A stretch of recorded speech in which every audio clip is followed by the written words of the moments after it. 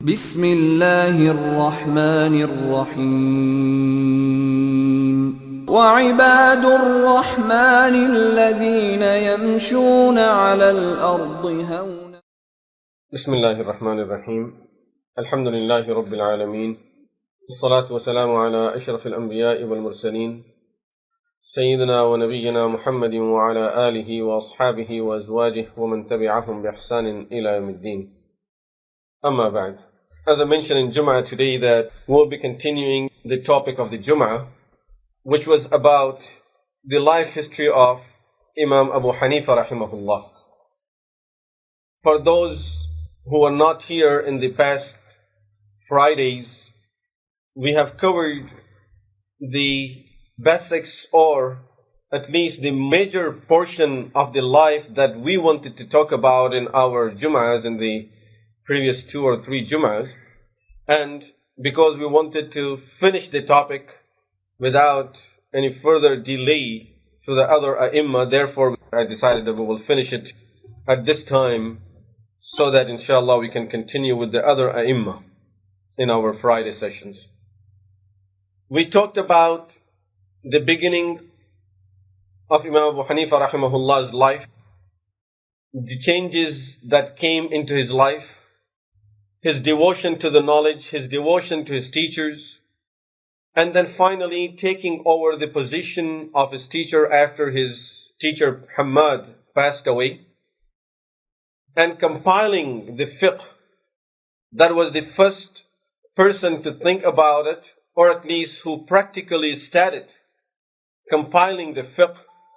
And at the same time, it was the time of tabi'een, ending time of Sahaba Ridwanullahi alayhim ajma'een, the beginning days of tabi'een. And there were a lot of students of Sahaba Ridwanullahi alayhim ajma'een available to quote the ahadith and give the proper tafsir of the ayahs of Al-Qur'an Al-Kareem if needed and when needed. So it was the right timing for compiling the signs, because you would always need proof from Qur'an and Hadith. So as we talked in Jum'ah that Imam Abu Hanifa Rahimahullah formed a committee of 40 people who all used to discuss the matter before documenting that. And before coming to a final decision, they all will give their ideas about it, their understanding of it, and they were masters in their own prospective fields like tafsir, hadith, fiqh, the language, and many others. So they used to deal with it from their own topic and field. And finally, as all of them will end with any decision, that decision will be documented, and that was called the fiqh of Imam Abu Hanifa Rahimahullah. So it wasn't one person's opinion, it is a committee of 40 mujtahideen, 40 of those who all are considered to be on the level of ijtihad. And they discuss it, and finally when they agree to something, whatever the decision is, they would write that down, and that was called the fiqh Hanafi. Of course, because it was something new, many people had questions about it. Why to do something like this? Why would you need something like this? Many of them asked questions that why would you talk about situations that have not occurred yet?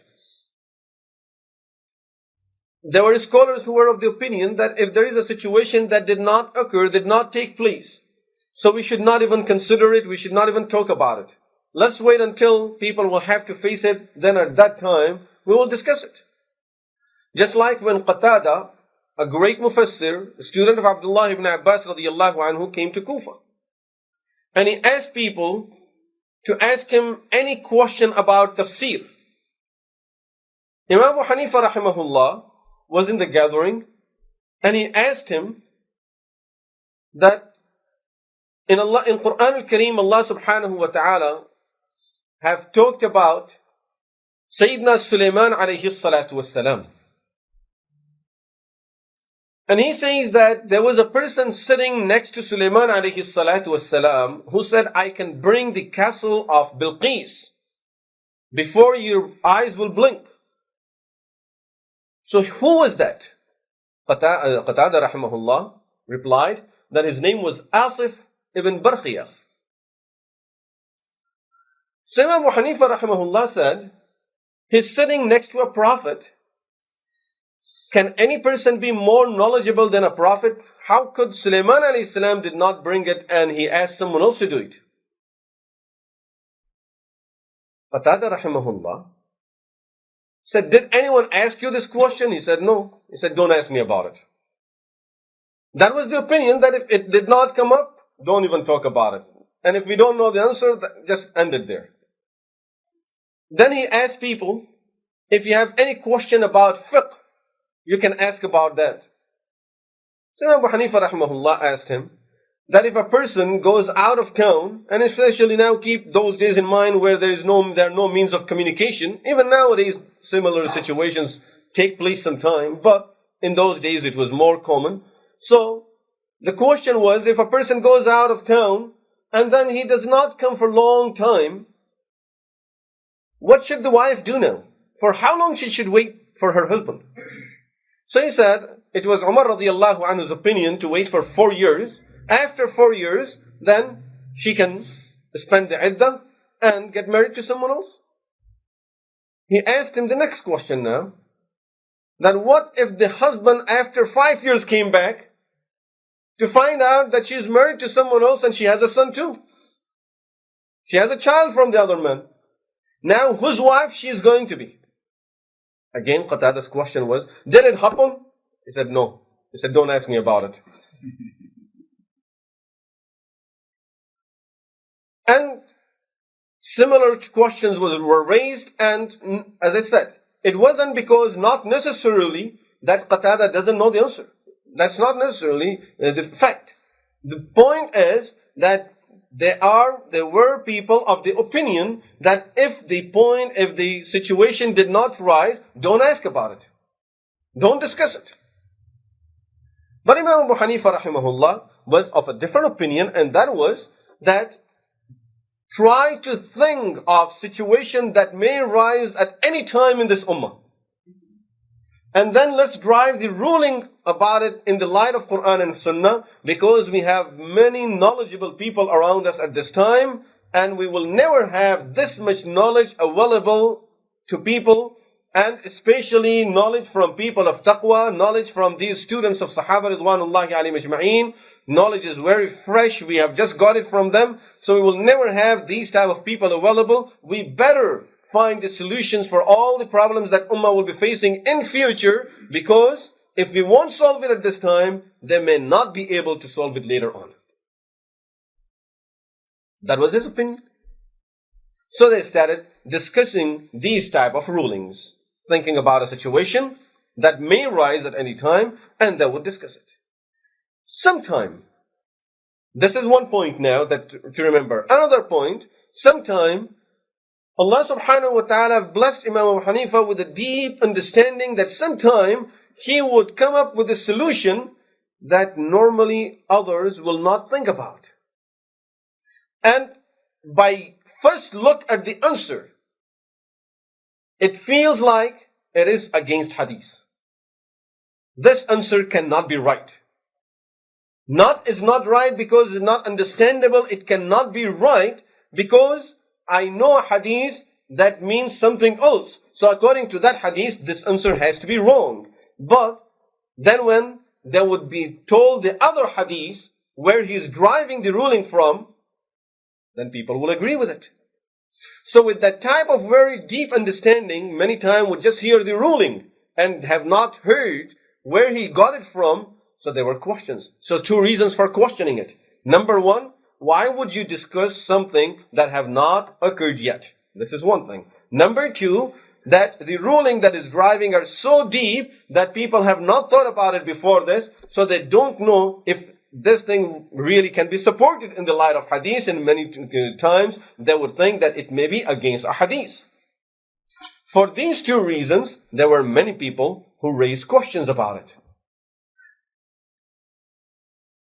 And of course, on top of this, when you have people of knowledge, and a person with such a deep knowledge, such a deep understanding, in a town or in a country, and when others are saying something, people would come and ask him the question, the same question, and his answer is different, and they go back to that person that, look, Imam Abu Hanifa said this about it and you said this. Of course, the person will be upset. So there were some people who got a little upset with it because of this reason, especially the judges in that time were upset with Imam Abu Hanifa rahimahullah, that whenever people would have a judgment, they would go and ask him after the ruling was given.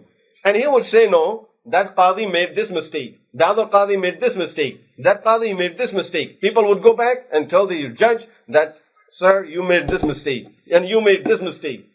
Judges are upset that now people are finding out their mistakes. And they're going back and telling them what the fact is. So judges started complaining to the rulers that, look, this person is ruining everything. We give a judgment, and then he tells people the true ruling is just something else, and the judge made a mistake. So that was another reason that some people were very upset with that situation and with documenting it at that time. Imam Malik rahimahullah was asked once that who is the most knowledgeable people that you have seen that came to Medina Munawwara. Imam Malik is the faqih of Medina Munawwara. So he was asked, who was the most knowledgeable person that you have ever met? And then the person mentioned some names. That was Ibn Abi Layla, Ibn Shubrama. These were the judges of that time. And he mentioned the name of Sufyan al-Thawri, and he mentioned the name of Imam Abu Hanifa rahimahullah at the end. So Imam Malik rahimahullah replied that, why did you mention him at the end? He said, when he came to Medina Munawwara, some of our people who did not like him, this is what Imam Malik says, some of our people who did not like him, they went to him with some very strong objections. And he knew that they came to him only to object, not to solve the problem. So he says, I was present. This is Imam Muwaffaq rahimahullah, he's a Shafi'i, he narrates. He says, I was present, and those people who had prepared these masail for months before he came for Hajj, when they asked him a question, he told them the answer that was different than what they thought it would be, and he convinced them that this is the right answer and not this. Then when they were convinced, he told them this answer is wrong, and he gave them another answer, and he convinced them that was the right answer. When they were convinced, he told them this is wrong too. He convinced them of a third answer. When they were convinced, he told them the third one is wrong too. Then he gave them the fourth right answer. He says, you're talking about that man. When the reason Imam Malik rahimahullah mentions it, that he drives it so deep that the hadiths are common. But he says, look at this hadith and the meanings of the hadith and the driving of the ruling. That is the main point that the fiqh is all about. Driving the ruling. And that driving of the ruling needs very sharp and deep understanding. Besides having all the material available of Qur'an and hadith, a very deep understanding about it. And Allah subhanahu wa ta'ala blessed him with that type of very, very extremely deep understanding of all situations. For example, there was a person whose name was At-Tusi. He did not like Imam Abu Hanifa rahimahullah. One day, when Imam Abu Hanifa rahimahullah, and he was very close to Abu Ja'far al-Mansur, who was the ruler. So one day when Imam Abu Hanifa rahimahullah went to Abu Ja'far al-Mansur for something, At-Tusi said to his people, today I will make sure that I get him killed. And it was common in those days. Someone said something against the king and is gone. And people knew as a fact that Imam Abu Hanifa, he openly says things about them. Whenever they do something, he just comes up and he says that this is wrong and this is wrong about rulers. So, when Imam Abu Hanifa arrived, At-Tusi raised a question to Imam Abu Hanifa in that gathering, asking him that sometime the king, now Abu Ja'far is sitting there, sometime Abu Ja'far al-Mansur gives me an order to kill some people. Am I allowed to do it without questioning and just go ahead and fulfill the order? Or should I not fulfill his order when he gives me those type of orders of killing people? Now, The question is, if he says, go ahead and do it, it's against the Sharia. How can you allow a person to kill people like this? And if he says do it, it's against the Sharia. If he says don't do it, right there, this is what Tusi wants.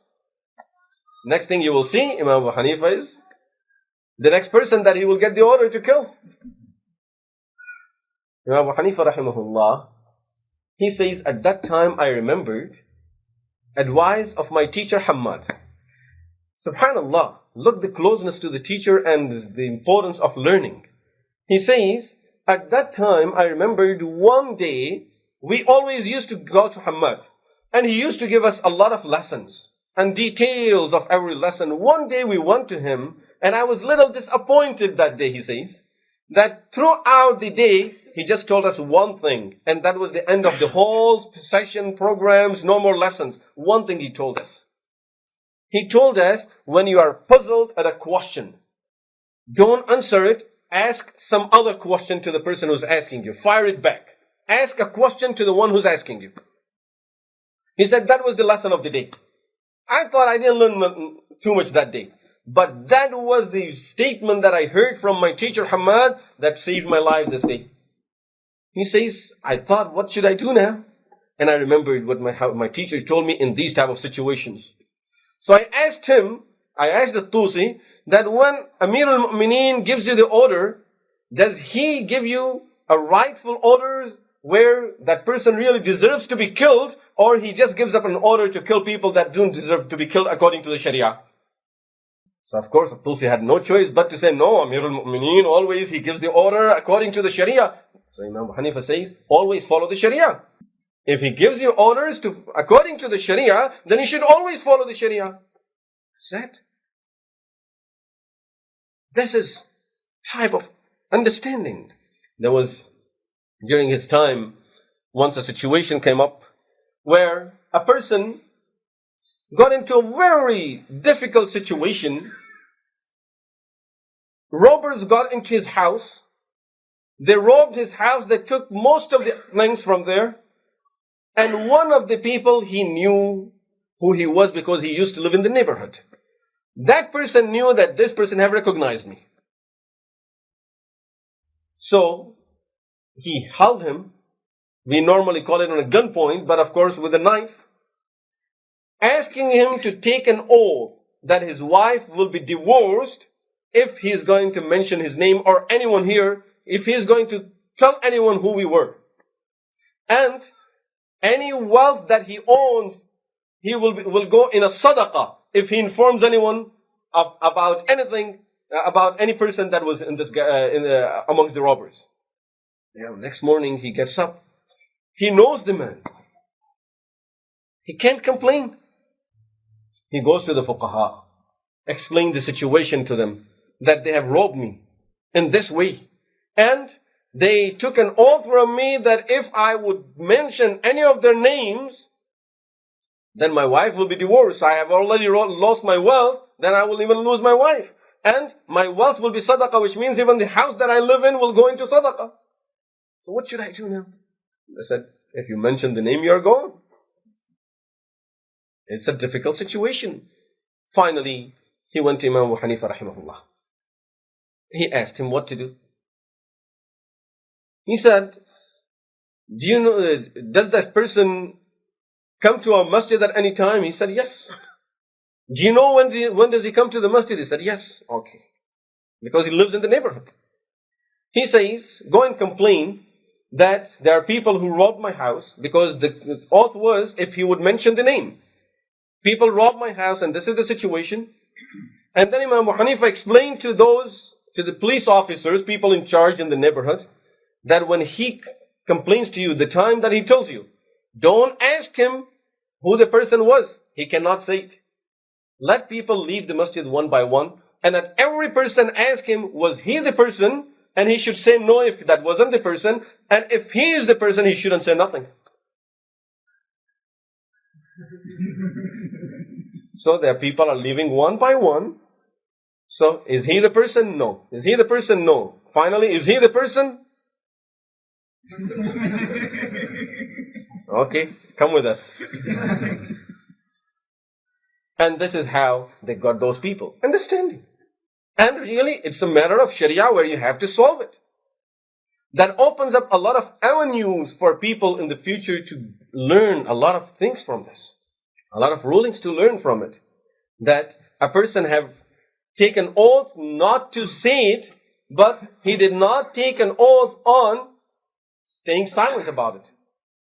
So there are ways of finding out through that. Khalid as-Simti Rahimahullah says that there was a judge. Khalid as-Simti was a muhaddis of his time, but he was one of the 40 people in that committee that Imam Abu Hanifa Rahimahullah formed. So he said once, there were two judges over there who did not like Imam Abu Hanifa at all. One was Qadi ibn Abi Layla, and the other was Qadi Shubruma.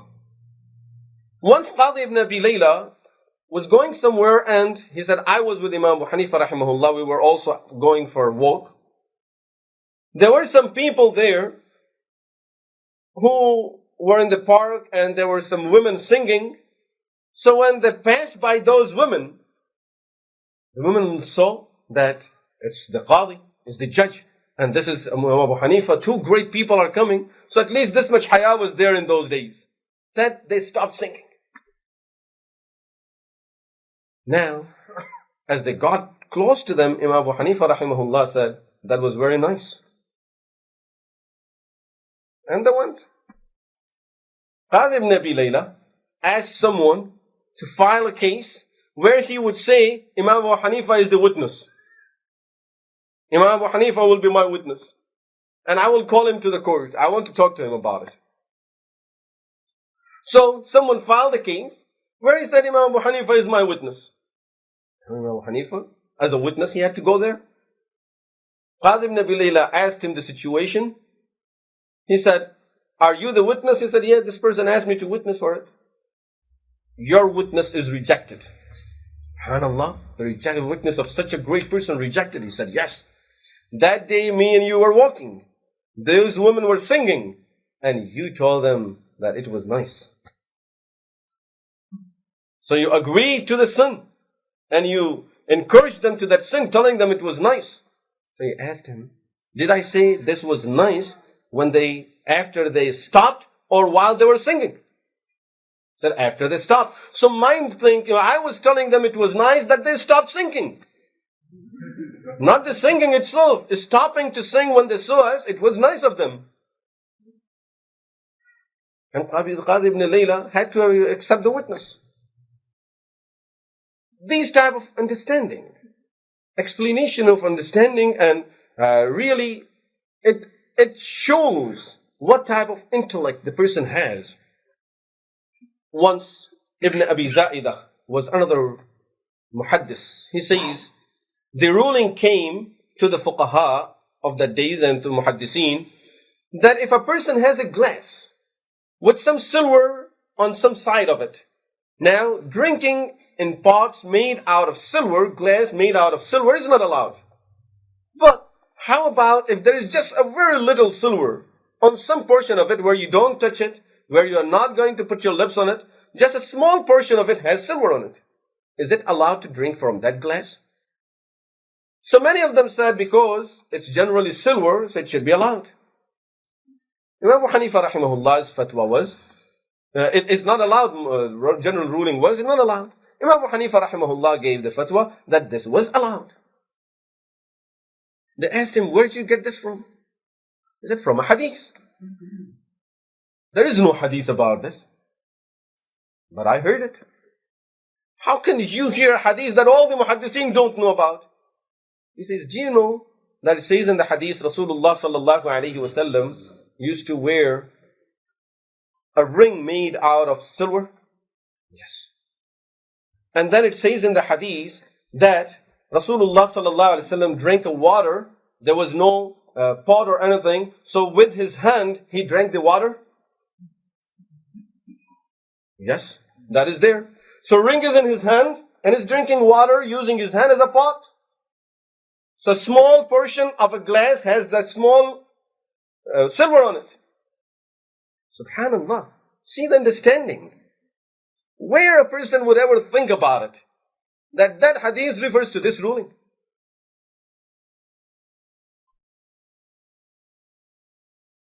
During those days, another issue came up. People sitting in the masjid, and a snake came and fell on a person. It was going on a roof of the masjid, and it fell on one of the people. This person, to save himself, he quickly threw the snake away, and it got onto the next person. The second person was afraid, and he threw the snake away, so it got into the third person. The third person threw it away, it got onto the fourth person, and fourth person was bitten by the snake and died. A big question now, that who should pay the ransom for it? There is diya. There is a ransom that has to be paid. But who should pay? All three? Or the first person? Or the third person who threw it on the fourth one? And discussion started amongst the fuqaha, amongst the muhaddiseen, among the scholars. Some of them are saying the third person because he's the one who threw it on the fourth. Some of them are saying that the first person because he started it. Some of them are saying that all three were part of it, so all three should do it. But what is the reason? Tell us some solid proof. None. Imam Abu Hanifa Rahimahullah, when they had that Ja'far al-Mansur, this was the good thing about those khulafa, that these type of important issues, they right away, they used to call all the fuqaha and all the muhaddiseen in one gathering. All of you sit and decide. Abu Hanifa Rahimahullah said that my understanding is that it depends. It may be that none of them has to pay the ransom, and it may be that the third person has to pay it. The first two are out of it anyway, because when the first person had it on him, he threw it on the second person. Nothing happened to the second person. So the first person is out of the situation. His act is over. Second person threw it on the third one. Nothing happened to the third one. The second person is out of the situation. Third one threw it on the fourth person. Now, did the fourth person had enough time to throw it away? If he did, then the third person is not responsible because that person was negligent. And he did not take care of it himself. He let it be there until that snake did what it had to do. And if the third person did not get that chance, and people are saying really, it was right away, then the third person will have to pay the ransom for it. All the fuqaha and muhaddiseen agreed about it. And it became the rule. Qadi ibn Abi Layla issued the ruling in the court about it. So it was the rule that was issued. These type of situations that tell us that the understanding that when we talk about fiqh, what is fiqh? This will tell us what is fiqh. This is the reason I'm mentioning these examples. So we understand, because many times when we say fiqh, we don't know what is fiqh. We don't know what is understanding. We think that if a person will say that interest is halal, he's faqih. That is the fiqh. That something haram, make it halal. But this is the understanding. This is what shows that these people really studied it. They are having a deep look at the ayahs of Al-Qur'an and the hadith of Rasulullah sallallahu alayhi wasallam, and through their taqwa, through their devotion to this knowledge, through their practice of this deen of Allah subhanahu wa ta'ala, Allah subhanahu wa ta'ala blessed them with that type of understanding. And it wasn't only him. There were other people who had it. We are only talking about him at this time. But it was an extremely deep understanding. For example, similar type of situation happened in the time of Imam Bukhari Rahimahullah, where a question came, is the hair of a human being najis or tahir? Is it clean or najis? And of course, there was discussion about it. Imam Bukhari Rahimahullah answered that in his book Sahih al-Bukhari. But if I tell you today, go back and use all of your computer softwares that you can find, and use whatever understanding you have of it and any book you can find about it to find that answer, you will not be able to find the answer in Sahih al-Bukhari. I'm guaranteeing you that. You won't be able to find it, whereas the answer is in Sahih al-Bukhari. Imam Bukhari has given the answer. Where? He brings a chapter.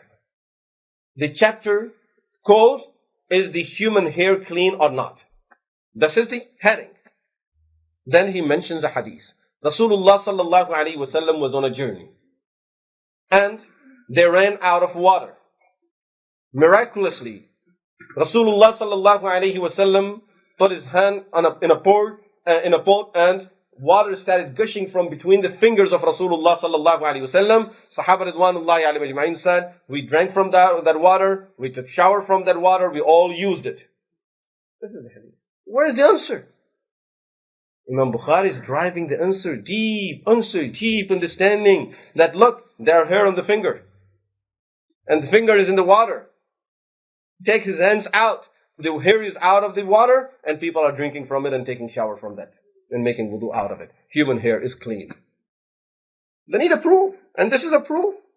Yes, for us we can just say it's clean, but where is the proof? Look at the proof. Look at the understanding that Allah subhanahu wa ta'ala blessed those people with. And as I just mentioned, it's not just only because of their studies, their devotion, their practice of what they learn, and their taqwa. Inshallah, we'll continue from there after salah. أقول قولي هذا وأستغفر الله لي ولكم ولسائر المسلمين والمسلمات وآخر دعوانا أن الحمد لله رب العالمين. مولاي صل وسلم دائما